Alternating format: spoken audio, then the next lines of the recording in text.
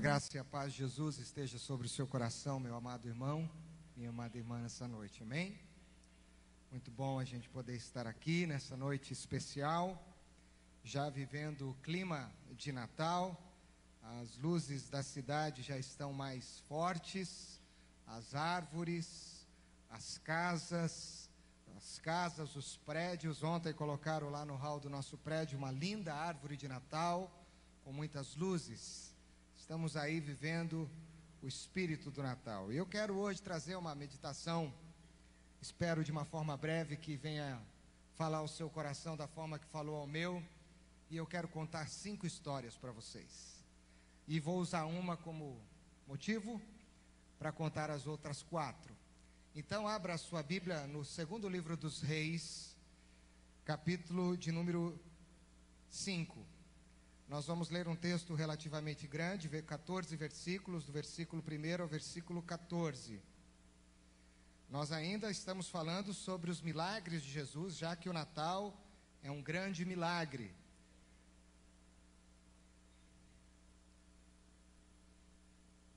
Segundo Reis, capítulo de número 5, a partir do versículo 1. Vamos ler a primeira história então. Naamã, comandante do exército da Síria, era muito respeitado e estimado pelo rei do seu país, porque por meio de Naamã o Senhor Deus tinha dado a vitória ao exército dos sírios. Ele era um soldado valente, mas sofria de uma terrível doença na pele. Num dos seus ataques contra Israel, os sírios haviam levado como prisioneira uma menina israelita que ficou sendo escrava da mulher de Naamã. Um dia, a menina disse à patroa: "Eu gostaria que o meu patrão fosse falar com um profeta que mora em Samaria, pois ele o curaria da sua doença." Então Naamã foi falar com o rei e contou o que a menina tinha dito, e o rei ordenou: "Vá falar com o rei de Israel e entregue esta carta a ele." Então Naamã saiu, levando uns 350 quilos de prata, e uns 70 quilos de ouro e 10 mudas de roupas finas. A carta que ele levava dizia assim: "Esta carta é para apresentar Naamã, que é meu oficial, e eu quero que você o cure." Quando o rei de Israel leu a carta, rasgou as roupas em sinal de medo e exclamou: "Como é que o rei da Síria quer que eu cure este homem? Será que ele pensa que eu sou Deus e que tenho o poder de dar a vida e de tirá-la? Ele está querendo briga." O profeta Eliseu soube do que havia acontecido e mandou dizer ao rei: "Por que o Senhor está tão preocupado? Mande que esse homem venha falar comigo, e eu mostrarei a ele o que há um profeta em Israel." Então Naamã foi com seus cavalos e carros e parou na porta da casa de Eliseu. Eliseu mandou que um empregado saísse e dissesse a ele que fosse se lavar 7 vezes no rio Jordão, pois assim ficaria completamente curado da sua doença. Mas Naamã ficou muito zangado e disse: "Eu pensava que pelo menos o profeta ia sair e falar comigo, e que oraria ao Senhor seu Deus, e que passaria a mão sobre o lugar do doente e me curaria. Além disso, por acaso os rios Abana e Farpar em Damasco não são melhores do que qualquer rio da terra de Israel? Será que eu não poderia me lavar neles e ficar curado?" E foi embora muito bravo. Então os seus empregados foram até o lugar onde ele estava e disseram: "Se o profeta mandasse o Senhor fazer alguma coisa difícil, por acaso o Senhor não faria? Por que é que o Senhor não pode ir se lavar, como ele disse, e ficar curado?" Então Naamã desceu até o rio Jordão e mergulhou 7 vezes, como Eliseu tinha dito, e ficou completamente curado. A sua carne ficou firme e sadia, como a de uma criança. Até aqui, vamos orar mais uma vez. Pai, que o Senhor possa falar ao nosso coração ainda mais, como o Senhor já está fazendo neste culto. Quebra as barreiras que nos prendem, abra o coração de cada pessoa que está aqui, livra-nos da síndrome do desperdício, de estarmos aqui presentes de corpo, mas não de alma, de espírito e de mente, mas dá-nos agora uma mente, um espírito, um coração cativos e abertos e sensíveis para ouvir a Tua palavra. É a minha oração, humildemente, em nome do Teu Filho amado, Jesus Cristo. Amém. Amém? Os milagres de Jesus e a quebra dos nossos paradigmas. É sobre isso que eu quero falar. Os milagres de Jesus e as quebras dos nossos paradigmas. Como eu disse na primeira mensagem que falei sobre os milagres de Jesus, os milagres de Jesus representam o poder de Deus intervindo e interferindo no status quo da vida humana. É o poder de Deus intervindo no ciclo natural da vida humana. Uma doença que todo mundo pode ter, uma impossibilidade que todo mundo pode ter, algo que o homem não é capaz de fazer, Jesus entra com o seu poder e ele muda isso. Aquilo que o homem diz não, Jesus diz sim. Aquilo que o homem diz não é possível, Jesus diz é possível. Jesus interfere com o seu poder na nossa vida para transformar a nossa história, para transformar a nossa vida, independentemente do que esteja acontecendo. O poder de Jesus confronta a impossibilidade humana. O poder de Jesus excede o nosso entendimento. E parece que é assim que Deus age através da Bíblia. Deus confronta o humano com o seu poder grandioso e sobrenatural. Deus tem uma visão mais ampla do que nós temos. Deus tem uma visão mais poderosa do que nós podemos imaginar. Porque Ele sabe e Ele faz infinitamente mais do que pedimos ou pensamos. A Bíblia é um livro que conta histórias em que o poder de Deus intervém de uma forma poderosa na vida humana, para transformar a vida do homem e reaproximá-lo de Deus. Então eu fico impressionado quando eu olho para o poder de Deus. O paradigma de Deus, o padrão de Deus é: eu sou absoluto, eu sou o que sou, eu sou soberano e não há nada demasiadamente difícil para mim. Esse é o padrão de Deus. Eu posso todas as coisas, tudo está claro diante de mim e eu posso fazer o que eu quiser, no tempo que eu quiser, da forma que eu quiser. Infelizmente, nós muitas vezes nos sentimos confrontados com os paradigmas de Deus, porque o padrão de Deus muitas vezes, e alguém disse isso aqui há pouco, ele destoa muitas vezes do nosso padrão. Paradigma tem a ver com padrão, com princípio, com algo que você estabelece e você adota aquilo como o único sistema das coisas funcionarem. É o seu paradigma, é o seu padrão, é o seu modelo, é a sua proposta. Nós estamos vivendo aí os dias que antecedem o Natal. E sem dúvida nenhuma, ao olhar para a história de Jesus, e domingo que vem eu quero falar um pouco mais sobre o Natal de uma forma diferente, você vai perceber que Jesus, desde a promessa no Éden até a sua chegada naquela cidade pequena, insignificante, naquela hospedaria com cheiro de animal, de fezes de animal, de urina de animais, Jesus vem confrontar os padrões humanos. Porque na cabeça dos judeus, dos israelitas, daqueles que estavam sofrendo, a única forma de Deus intervir na história deles e libertar o seu povo de uma sucessão de sofrimentos, de cadeias, de prisões, de escravidão, era enviar um grande e poderoso Messias montado num cavalo branco, quem sabe, montado de armas até os dentes, com um grande exército celestial e dando cabo de todos os seus inimigos. Deus quebra esse status quo na mente daqueles que esperavam o Messias e ele nasce num berço de palha. Ele quebra o padrão da concepção familiar, do casamento, porque na ordem natural das coisas, a mulher engravida, naquela época principalmente, depois do casamento. Ficar grávida antes do casamento era algo terrível. Mas Deus quebra o padrão do homem para revelar o seu poder. José se sente intrigado. José pensa, inclusive, diz as Escrituras, em deixar Maria em secreto para não difamá-la. Até que o anjo aparece e diz: não tema, porque o filho que está sendo gerado nela é do Espírito Santo, e ele virá para livrar o seu povo dos pecados dele. E se tem uma coisa que Jesus faz no seu ministério, desde a sua concepção, o seu nascimento, é confrontar os paradigmas humanos. Aquilo que os homens achavam que era a única forma de Deus agir, Jesus mostra que não é assim. Deus não está preso à nossa cabeça. Deus não está preso a uma forma que nós moldamos na nossa mente. Deus excede todas estas coisas. E o grande paradigma de Jesus, se você quiser anotar, anote, é fazer a vontade do Pai. Incontestavelmente é cumprir até o fim aquilo que o Pai determinou que ele devesse cumprir.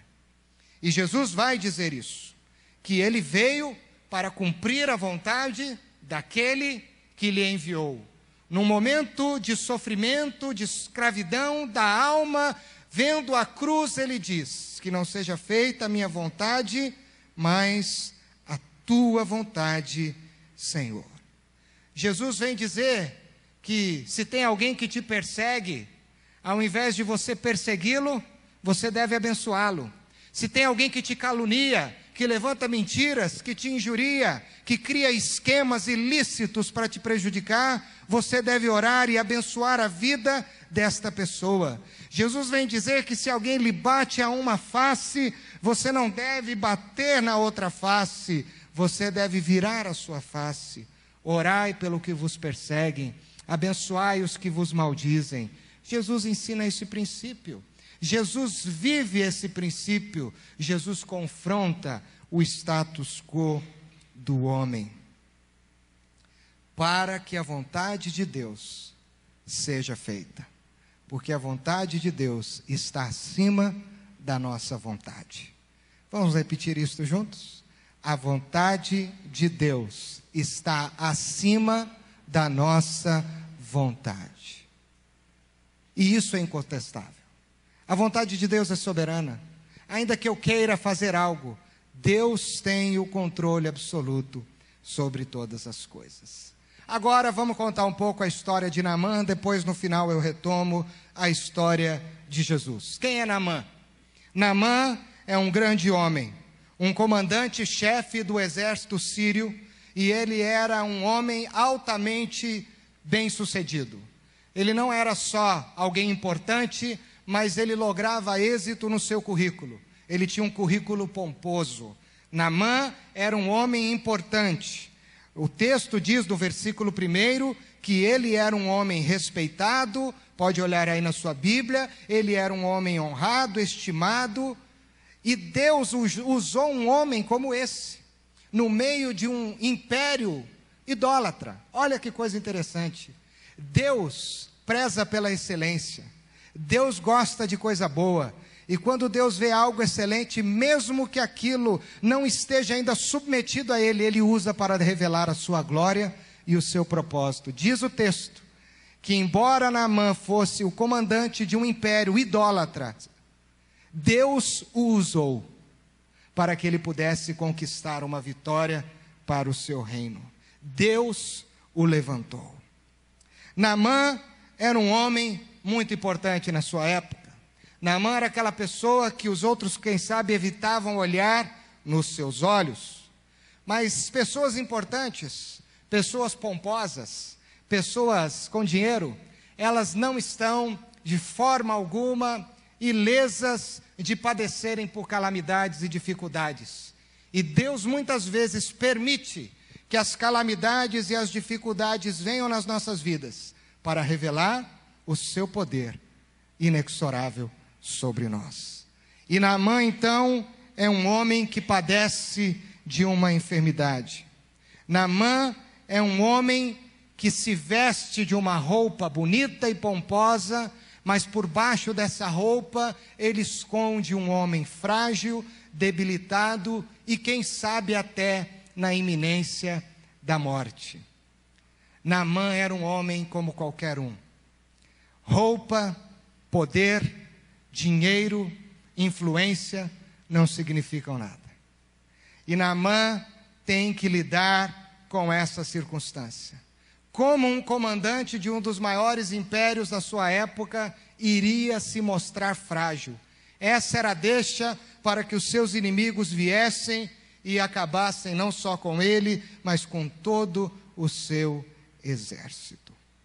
Mas a grande questão é que Deus quer mostrar para Naamã que a vida dele, que o status quo da sua história pode ser mudado por um milagre.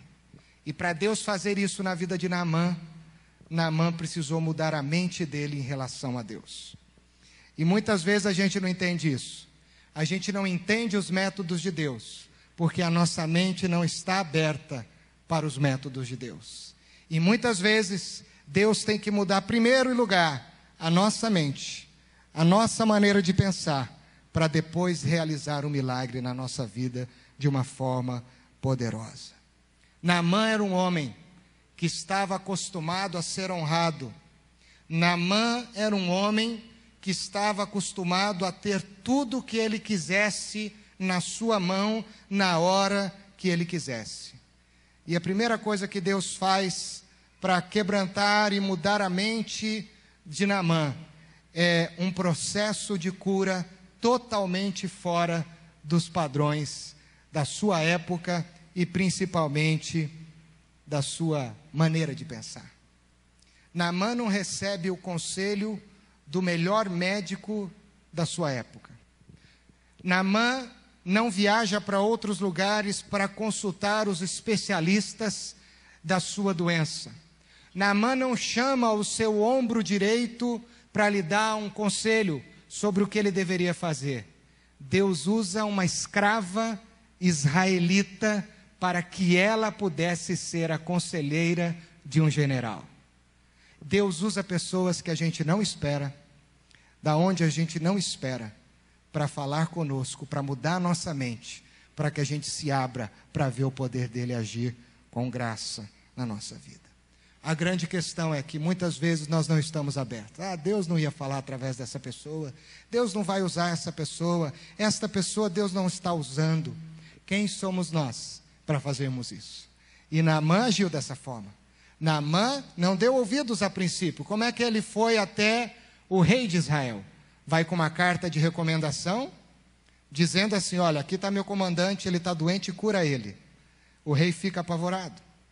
E aí o rei diz: eu não posso fazer isso porque eu não sou Deus. E aí uma menina diz assim: manda ele procurar o profeta. E ele vai com carro, vai com dinheiro na casa do profeta. Olha que coisa interessante. Quem você acha que Naamã esperava sair de dentro de casa para falar com ele? Quem? Profeta. Mas quem sai? Um outro escravo. Para um comandante, 2 escravos de uma vez é uma afronta. Onde já se viu uma pessoa dessa para falar comigo? E o escravo diz assim: o meu senhor mandou o senhor ir se banhar no rio mais sujo aqui, tá certo? Se o senhor já está sujo, o senhor vai ter que se banhar no rio mais sujo. E Naamã precisa então ser confrontado na mente. E aí ele começa a raciocinar, e ele diz: isso está errado. A carta não adiantou, meu dinheiro não está resolvendo, uma menina está falando, e agora vem outro escravo falando, e eu tenho que pular nesse rio. Por que eu não vou tomar banho de água mineral? Por que eu não vou tomar banho de água Perrier, se tivesse, quem sabe? Por que eu não vou fazer algo mais sofisticado? Afinal de contas, eu posso. Vou ter que me banhar num rio israelita, sujo? Não. E aí, ele tem que mudar a sua cabeça. E muitas vezes, queridos, Deus diz assim para nós: é isso que eu quero para você. É isso que eu quero para a tua vida. Este é o milagre que eu estou abrindo. E você diz assim para Deus: não, Senhor, possível. Não, esse caminho não, Senhor. Dá o outro caminho. Isso aí não, Pai. Eu não quero ir nadar nesse rio, eu quero ir para o outro, Senhor. Não, essa pessoa não. Usa outra pessoa, Senhor. Esta forma não, Senhor. Usa outra maneira, Senhor. e a gente fica ali confrontando Deus. Quantos de nós já não fizemos isso? Até que os súditos de Naamã olham para ele e dizem assim: mas chefe, o senhor já está aqui mesmo, já veio de longe, o senhor não tem nada a perder, dá uma mergulhadinha aí, aliás, dá 7 mergulhadinhas aí, vamos ver o que acontece. E o que eu acho mais interessante, eu não vou me delongar porque eu tenho as outras histórias, é que ele não é curado na primeira mergulhada.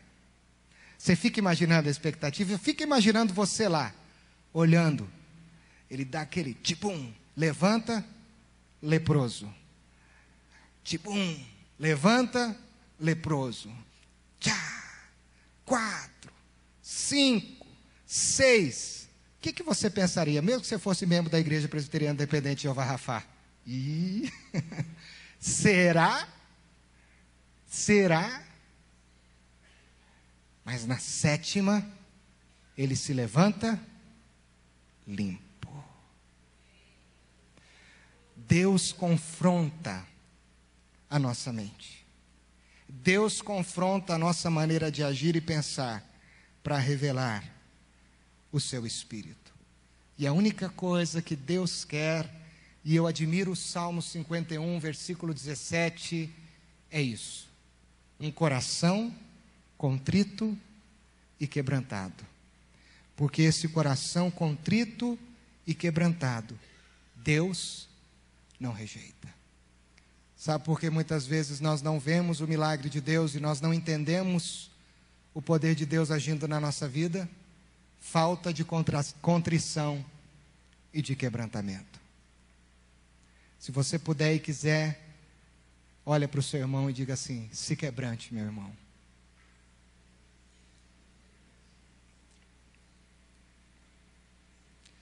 Sabe quando Naamã foi curado?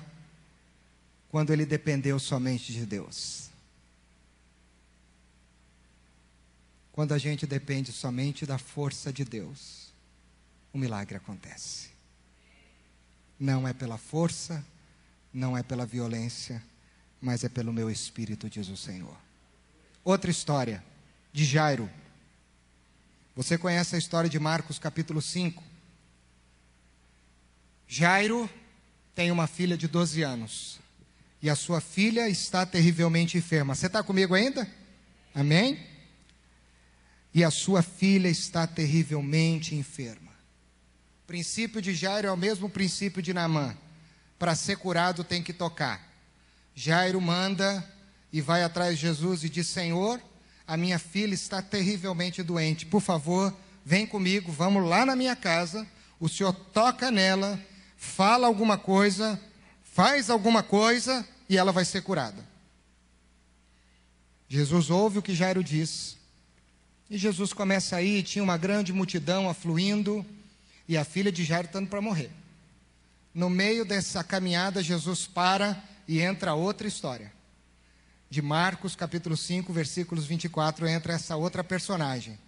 Jesus para, Jairo desesperado, querendo que Jesus vai tocar na sua filha, porque ela está morrendo, e Jesus para no meio da multidão e diz assim: alguém me tocou.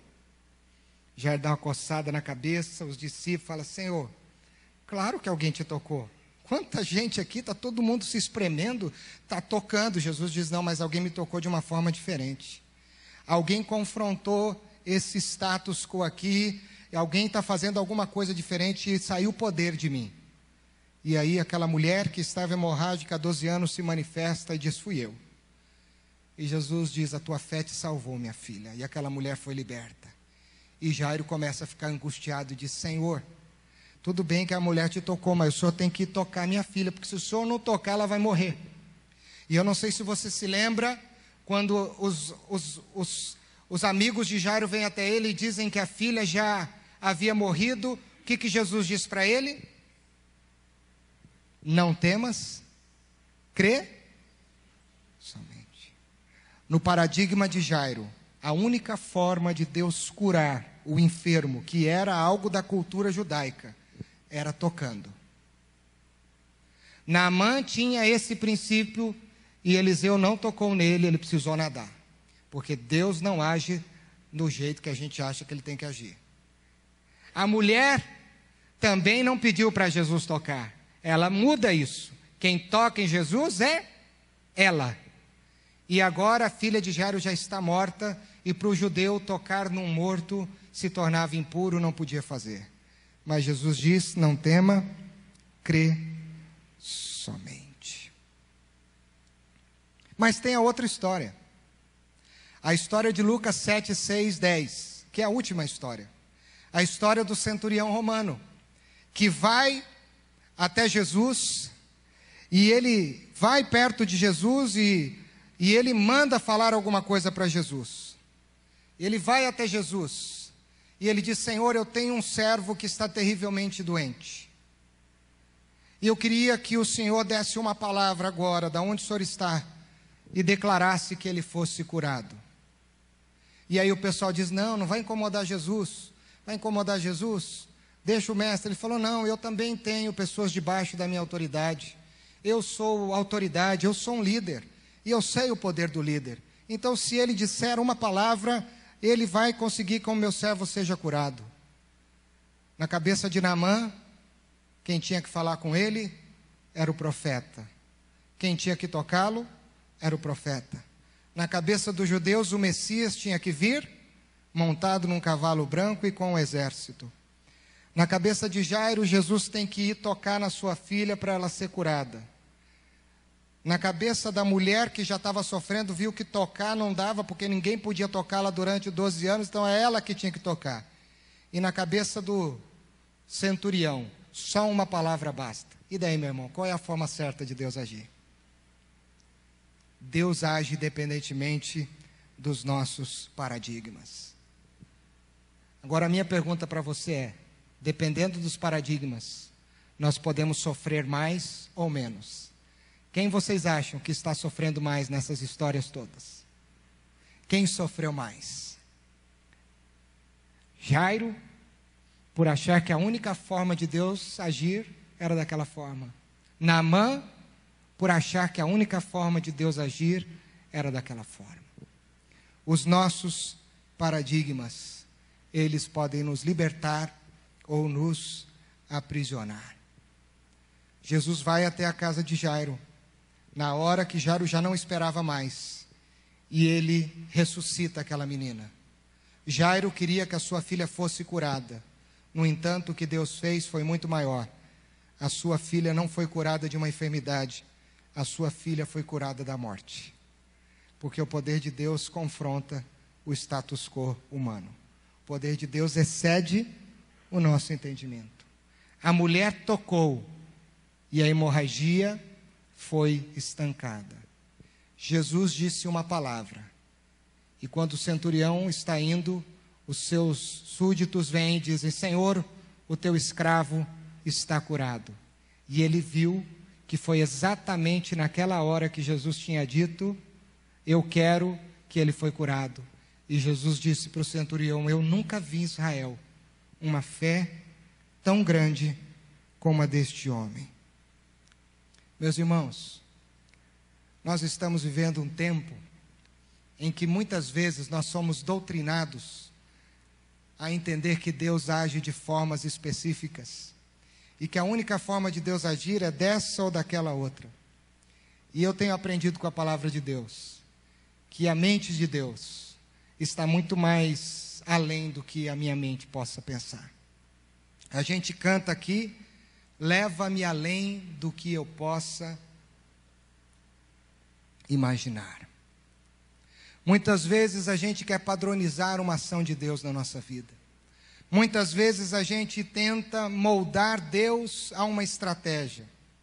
E quando isso acontece, e Deus não responde, e Deus não age, e Deus não faz o que a gente quer, a gente sofre, a gente se angustia, a gente tem a tendência de colocar a mão na massa, e todas as vezes que a gente coloca o nosso braço, a gente impede que Deus haja com o seu braço. Eu tenho aprendido que enquanto você trabalha, Deus descansa. Mas enquanto você descansa, Deus trabalha. E a palavra de Deus ensina isso. Descansa no Senhor e espera nele. Muita gente tem dificuldade de descansar no Senhor, eu inclusive. Mas eu tenho aprendido que enquanto eu descanso, Deus trabalha. E enquanto eu quero ficar fazendo as coisas da minha forma, da minha maneira, Deus descansa. E com essas 5 histórias, eu quero te desafiar a abrir o seu coração e a sua mente para se libertar de alguns paradigmas, quem sabe, que te aprisionam, de algumas estruturas mentais, religiosas, que te aprisionam e que te fazem sofrer, e que tiram o brilho da fé, e que tiram a alegria da salvação, e que te trazem amargura, te trazem angústia ao coração. Independentemente da forma que você foi criado ou doutrinado, Deus está além disso. E a palavra de Deus não está presa aos moldes que nós criamos. É nós que fomos criados para viver nos moldes de Deus. E a grande proposta de Jesus, e eu já disse isso no começo, era fazer a vontade do Pai. Portanto, a grande pergunta que eu tenho que fazer, na forma que Deus age, é: Senhor, eu estou fazendo a Tua vontade? Senhor, isso que está acontecendo é da Tua vontade? Porque se for da Tua vontade, o Senhor está trabalhando e eu estou descansando. E Jesus disse isso para o Pai no Getsemane. Jesus disse isso para o Pai num momento de aflição e dor. Naamã aprendeu que não são os recursos, que não é a influência, que não é o poder das armas que iam livrá-lo do seu flagelo. Não era isso que ia mudar a sua história. Naamã aprendeu que se ele se quebrantasse e se submetesse à voz de um outro comandante, mesmo que a voz fosse intermediada por um escravo, ele seria curado, como de fato ele foi. A mulher do fluxo de sangue aprendeu que os médicos não podiam resolver o seu problema, que todo o dinheiro que ela gastou não resolveu o seu problema, que nenhum sacerdote não quis tocá-la e não poderia resolver o seu problema, nenhuma oração forte poderia resolver o seu problema. Quem poderia resolver o seu problema era Jesus. Ela disse: se eu apenas tocar, eu serei curada. Jairo aprendeu que Deus não está preso ao molde da tradição israelita de tocar no enfermo. Independentemente do método, independentemente do tempo, independentemente da forma, Jesus pode fazer novas todas as coisas. Assim como a filha de Jairo não foi curada, ela foi trazida à vida novamente. O centurião aprendeu que Jesus não precisa estar lá, Jesus não precisa fazer nada, Jesus precisa apenas abrir a sua boca e dizer: eu quero. E quando Jesus diz eu quero, o milagre acontece. A grande questão é: eu estou descansando, aberto e submisso para o eu quero de Deus? Ou eu estou resistindo como Jairo? Ou eu estou sofrendo? Queridos, para concluir, quantos de nós adiam o mover de Deus nas suas vidas, porque estão preocupados com as formas, estão preocupados com o poder, estão preocupados com as armas e com os conceitos que eles estabeleceram na sua mente, e não deixam mais Deus agir? Deus age, independentemente dos nossos paradigmas, das nossas maneiras. Só que tem uma coisa: você pode sofrer mais ou pode sofrer menos. Qual você está hoje? Sofrendo mais ou sofrendo menos? Enquanto você descansa, Deus trabalha. O Messias nasceu humilde, viveu humilde e venceu humilde. O Messias era o leão de Judá, a raiz de Davi, mas ele foi morto como um cordeiro frágil. E quem se assenta no trono é o Cordeiro. Meus irmãos, não vamos colocar a mão, não vamos colocar o nosso poder, o nosso braço, a nossa influência diante da vontade de Deus. Vamos deixar Deus tomar conta de nós. Deus sabe.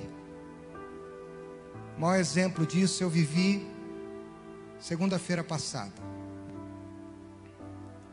quando eu não consegui assistir o parto do Mateus e nem do Arthur, mas da Vitória eu, com as pernas trêmulas e filmando o chão, eu consegui. Mas naquela hora uma coisa passou pela minha cabeça.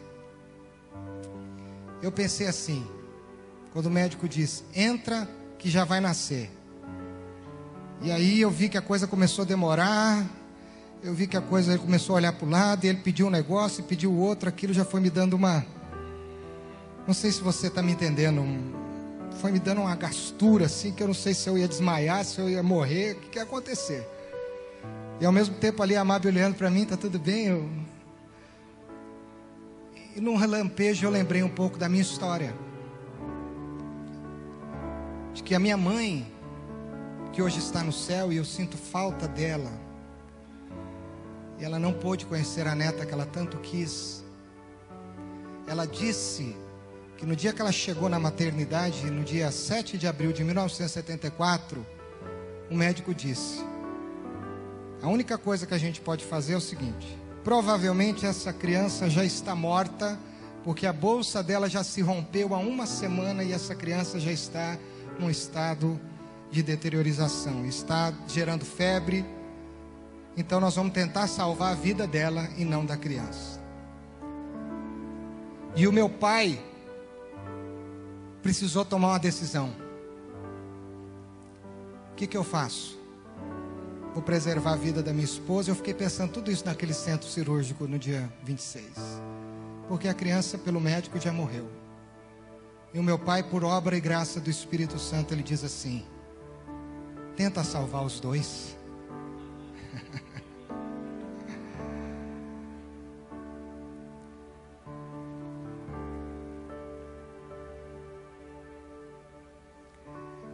E aí o dia que alguém quiser ir lá visitar a Vitória, vocês pedem para ver a banheira que ela toma banho. Banheira bonita, tem até trocador.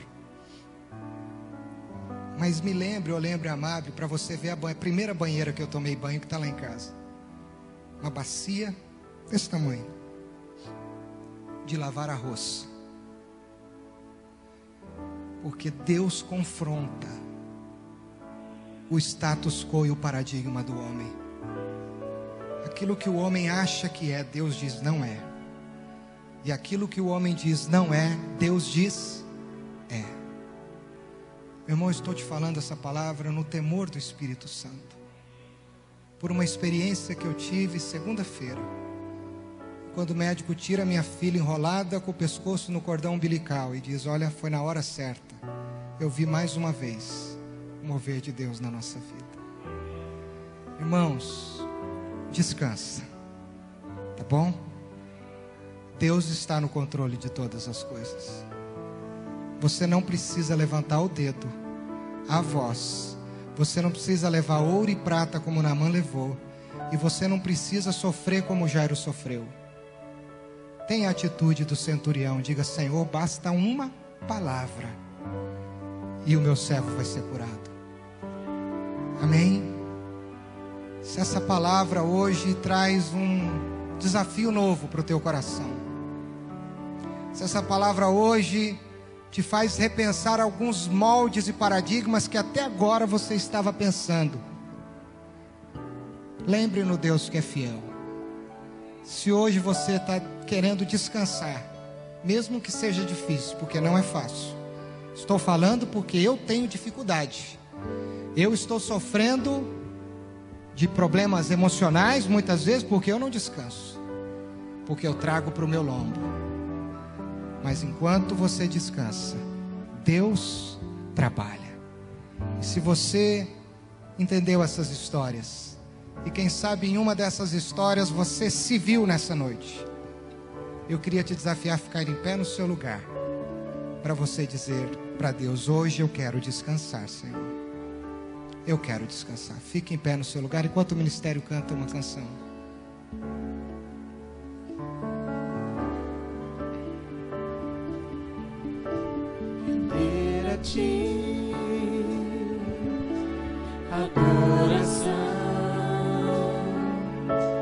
e derramar meu ser.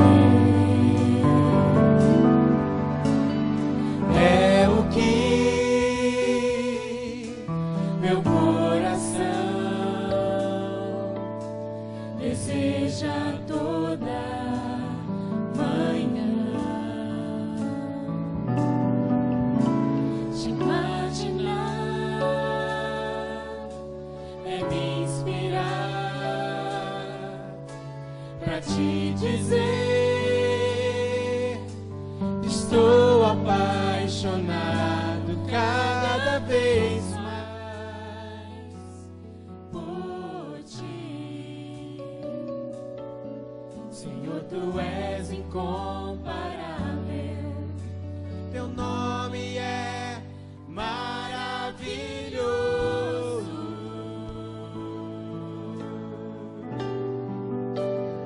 Leva-me além,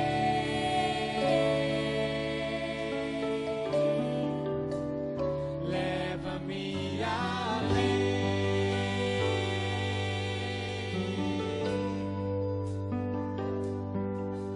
a um nível mais profundo de intimidade contigo, ó Senhor.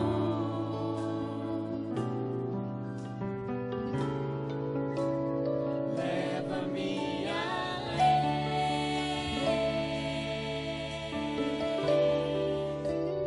leva-me além,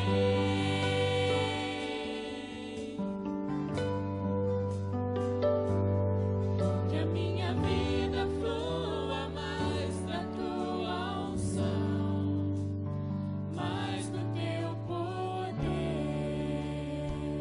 Senhor, como é bonito cantar isso. Essa canção é tão linda, Senhor. Mas como é difícil para nós nos lançarmos ao vento do Espírito e como uma folha que é soprada pelo vento sem direção e balança de um lado para o outro e vai, ora para um lado, ora para o outro, ora parece que vai cair no chão e ela se levanta novamente, mas mesmo assim ela está sendo conduzida pelo vento e o vento a leva para onde quer.